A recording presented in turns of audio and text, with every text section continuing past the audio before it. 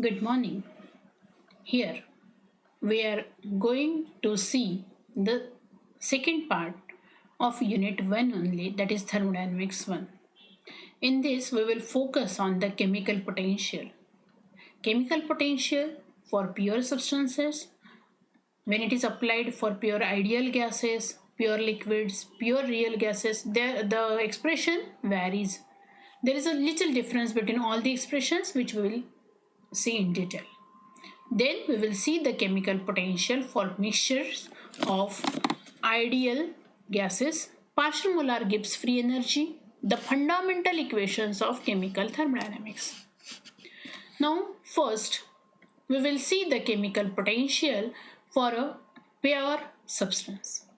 In this section, we shall introduce the concept of chemical potential and we shall first consider the chemical potential of a pure substance and then that of the particular case when the substance is a perfect gas.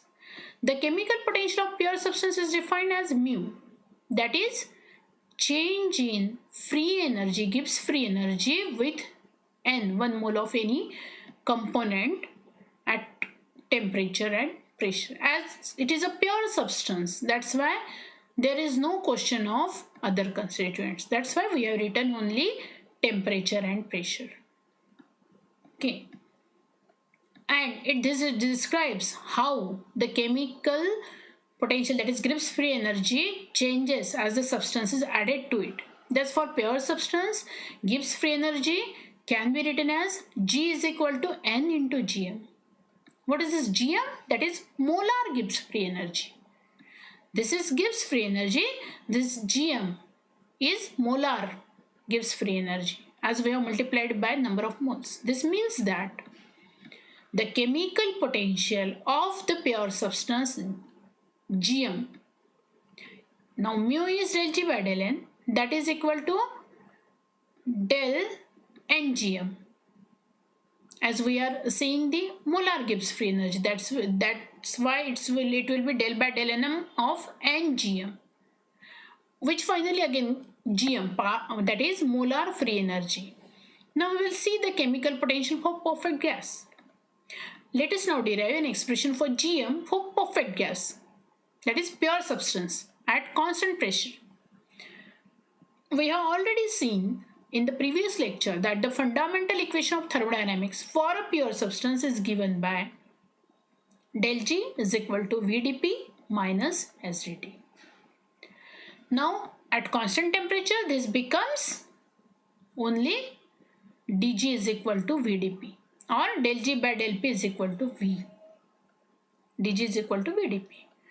For n moles of a perfect gas, we know that PV is equal to nRT. So this dG will become P is equal to nRT by V. So dG is equal to nRT dP by P, which for a change in pressure from 0 P0 to 1 atmosphere, we get delta G change is equal to change in free energy from P to P0.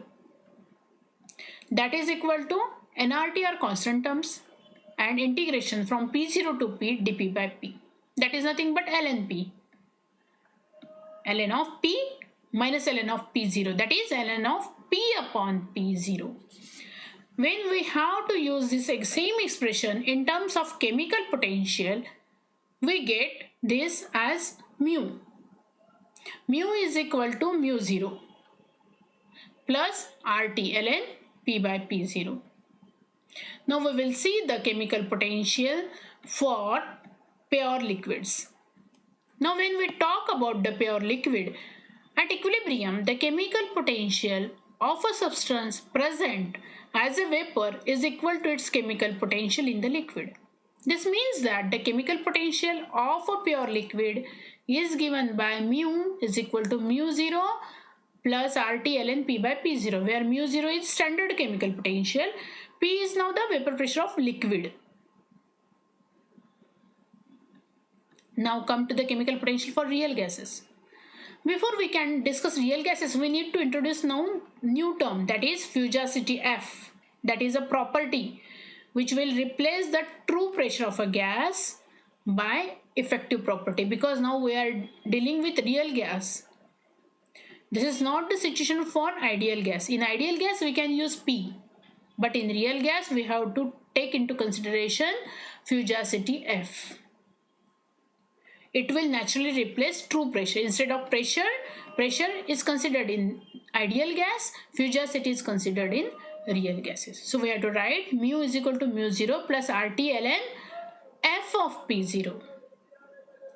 And when we plot a chemical potential of ideal and real gas, we get a graph. Now, fugacity, it can be written as F is equal to phi p,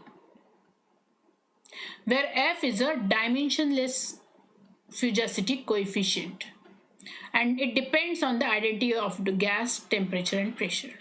In this case, equation for chemical potential of a real gas becomes mu is equal to mu 0 plus RT ln P of P0 plus RT ln of phi. Separating both these two terms, we get this expression. Now when chemical potential is applied for mixture of ideal gas, that was real gas. Now we are applying the same equation for mixture of ideal gas. So the equation will be a fundamental equation. That will be the total Gibbs free energy given by N1 mu1, N2 mu2, N3 mu3. Like this we can continue ABCD with K up to K or any alphabet. What is this mu A, mu B, mu C? These are the chemical potential at the composition of mixture, while Na, Nb, Nc all are the number of moles of component A, B, C. This means that G is dependent on the composition of the system. In the first lecture, we talked about that V is not equal to V1 plus V2, but it is equal to N1 V1 plus N2 V2 plus N3 V3. The same thing here it's happening. This suggests that our fundamental equation stating how G changes with temperature pressure need to be updated. We can't say that it is simply G1 plus G2 like this. Now the new updated equation will be dG is equal to VdP minus SdT plus these terms. That is summation terms. So we can put it in a generalized form like this, mu J dNJ. It is a generalized form. Now what is fugacity? Have you ever seen a room full of people and want to change to another one with less people in it? Well, that is an example of fugacity. You being the representation of any substance, solid, liquid or gas, and fugacity being your will. That will be your will to change from a place full of people to the one that is emptier. That is fugacity. The scientific definition is the tendency of a substance to escape from a phase. Everyone try to escape from a current existing phase. A phase being atmosphere, because it refers to the force made by particle on the surface between phases. Fugacity is measured in pressure unit such as atmosphere, Pascal, bar. Why is it useful? It is used to understand the equilibrium between environmental phases and the movement of the substance between them. In order to have equilibrium, the substances in the phases involved need to have same fugacity, or there will be the substance transportation according to the concentration gradient from a place with higher concentration to a place at lower concentration till their fugacity becomes equal, that is F1 equal to F2. What are the important characteristics of this? That it is linearly proportional to the concentration. It is used to understand and predict the fate of a substance in the environment, the direction in which the substance tends to diffuse to reach equilibrium. Fugacity coefficient is defined as the ratio of fugacity of a real gas to the actual pressure, F by P. It is the measure of deviation of real gas from ideal gas. So units of fugacity and pressure are same. And that's why fugacity coefficient will be a number, dimension less, unit less. At extremely low pressure, when the pressure approaches to zero, naturally gas behaves ideally. That means fugacity will behave like pressure. That means limit P tends to zero when we are considering the very low pressure, extremely low pressure. That time F by P, this ratio approaches to 1. So all the gases approach ideality under this pressure range. Thus, at low pressure, fugacity becomes equal to pressure. Fugacity becomes different from pressure only in high pressure range. Now this fugacity coefficient, it helps us to see how ideal is the substance when we are working with. If this fugacity coefficient is 1, we can easily say that our substance is ideal. If it is less than 1, we can say that there are stronger intermolecular forces and a less tendency to escape.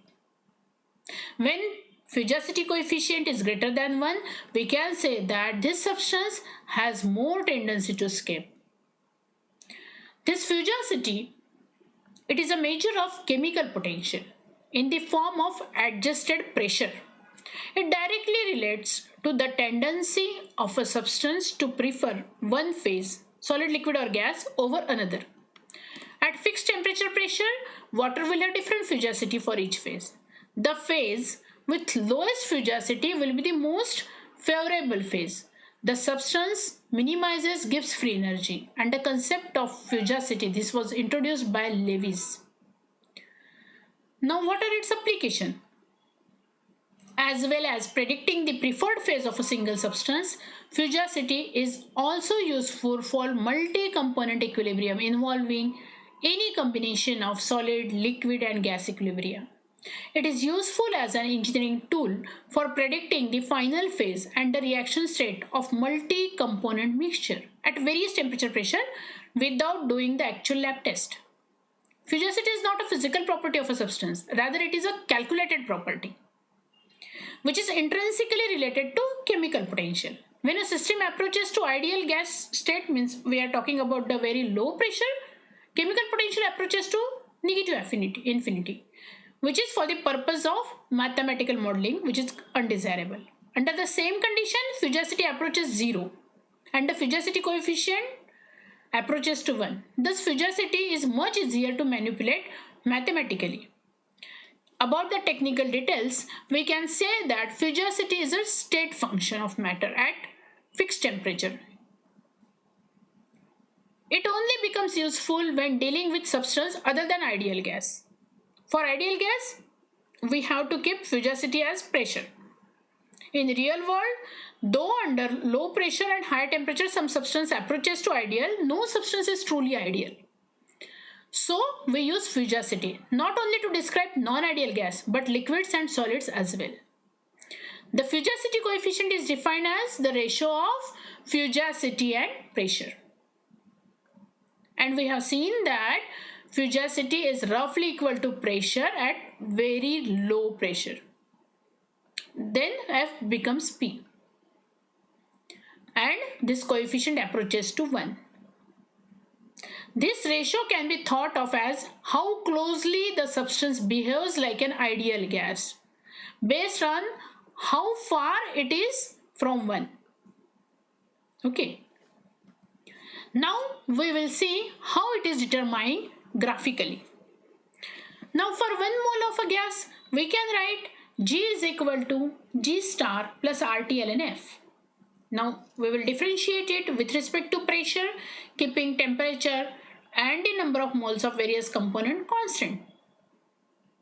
That means del G by del P. That is equal to, we reach to this expression, so this one. Now at specified temperature, the above equation becomes RT dln F is equal to VdP. Now here we see alpha. That is the quantity which defines the deviation from ideal behavior. Whatever may be the gas, and whatever may be its deviation from the ideal behavior, we will show that departure from ideal behavior alpha by this. This is RT by P. This is V. That is the difference between the two gases. Departure. The two gases. This is volume term, this is volume term, this is the deviation. So when we multiply it by dP, we get alpha dP and this term. Or we can get this. When we put this term, we get the expression this one. Cancelling all RT terms, we get the expression.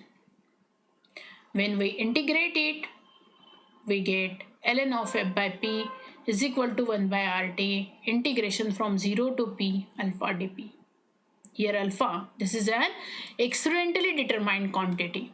It is measured at different pressure. Thus, according to above equation, fugacity will be less than pressure P at low pressure range, while it will be higher than pressure P at higher pressure range. Now alpha, given it can be determined experimentally at different pressure. These values of alpha are then plotted against corresponding pressure, as shown this. The area under the curve between pressure P is equal to 0 or any other pressure P gives the value of this alpha dP, which is shown in this shaded portion. Keeping these values from figure in equation, the fugacity F can be calculated at any given pressure and the temperature. R is gas constant. Since alpha, it is the value of departure from ideal behavior, it can be both positive as well as negative. That is why the area under the curve can be both positive as well as negative with respect to pressure axis. Thus, fugacity can be both less or more than the pressure. This is clear from the fugacity values of the nitrogen gas at various pressure at 0 degree as shown in table, at low pressure and at high pressure. This fugacity is less than pressure, but as we increase the pressure, gradually this fugacity increases than the pressure values. Fugacity of the gas would be less and it can be higher. Now fugacity for hydrogen and helium is always greater than the pressure because PV is always greater than RT for all the pressures at ordinary temperature. So we can see that whatever may be the pressure, fugacity values are always greater than the pressure. It is true for only hydrogen and helium. All the other gases will show this behavior. Now we will see the calculation of fugacity at low pressure. Now at low pressure, fugacity is found to have constant value.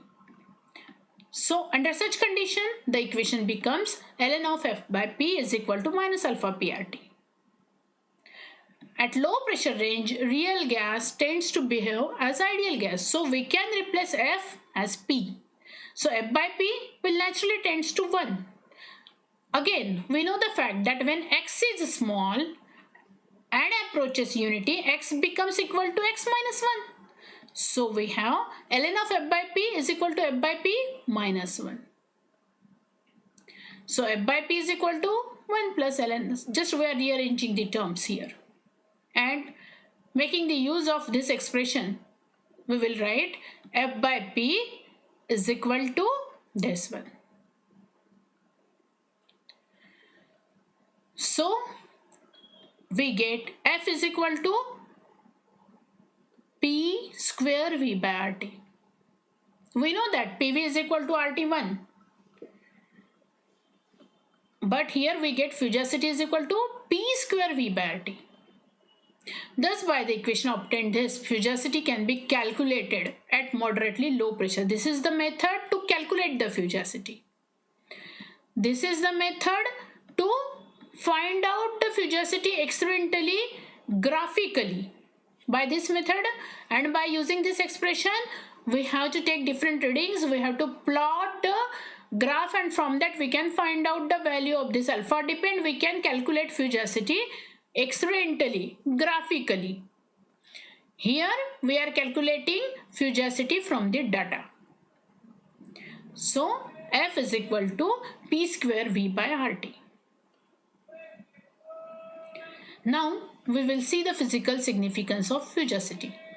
Considering the system in which liquid is in contact with the vapor phase.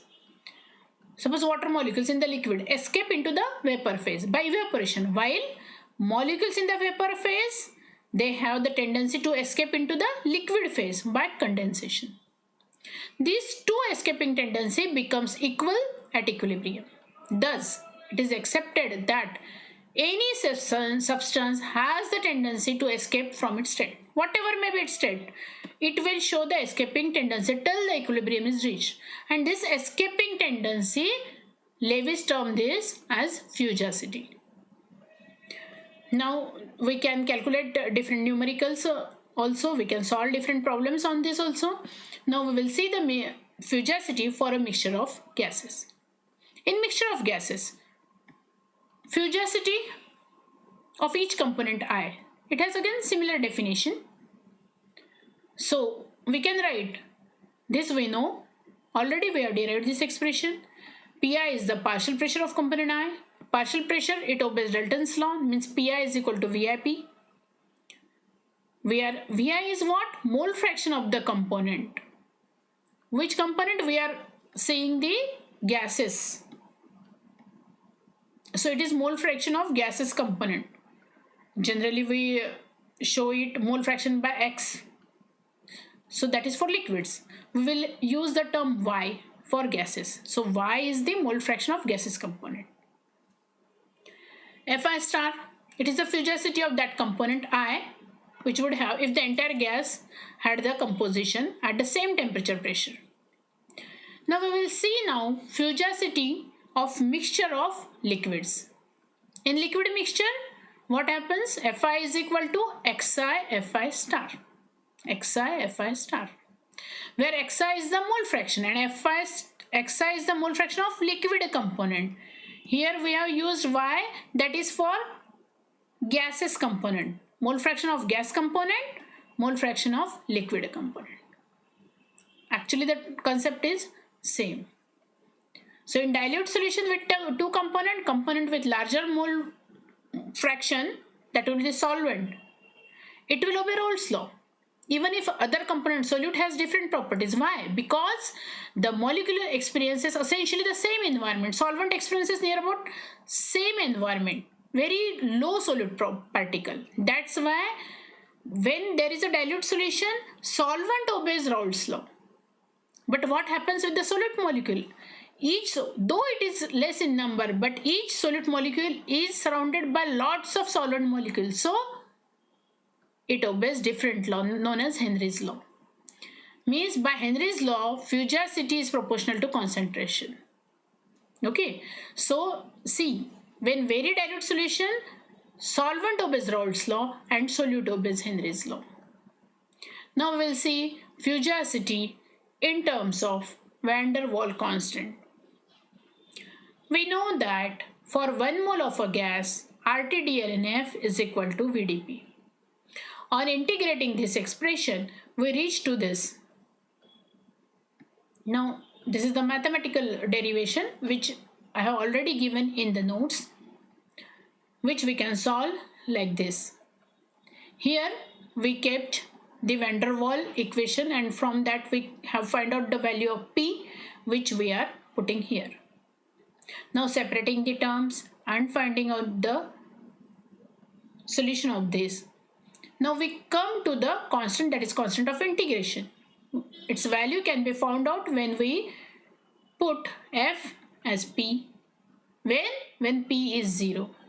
When P is 0, V is infinity. When V is infinity, naturally V minus B will tends to V. As V is infinity, 1 by V tends to 0. These are all related conditions. When we put these values, we can find out the value of C as RT ln RT minus RT. We will put this value in this and we get this expression. Combining the terms, we get this term expression, and when we expand this bracket, we get this. And now we are neglecting AB by V square. We already stated that 1 by V is 0, so we can neglect upon V square terms. We get this expression, which finally rearranges to this, which is required expression for fugacity in terms of van der Waal constants A and B.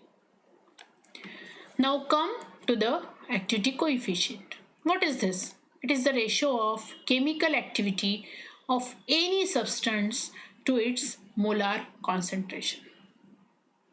The measured concentration of a substance may not be an accurate indicator of chemical effectiveness, as represented by the equation for a particular reaction. Activity and concentration can both be used to calculate the properties. It is satisfactory to use concentration for dilute solution, but when you are dealing with more concentrated solution, the difference in the observed concentration and the calculated concentration in equilibrium increases. So activity was introduced. In many cases, activity, here we have to consider the thermodynamic point of view also. In many cases, as this xb goes to 0, activity coefficient approaches to constant. This is again Henry's law. So this relationship is created and they are related to each other through Gibbs-Duhem equation. Also, activity coefficient are dimensionless quantity. So this is all about the activity, fugacity coefficient and the term which we are used. Now in the next talk we are going to study different chemical equilibria.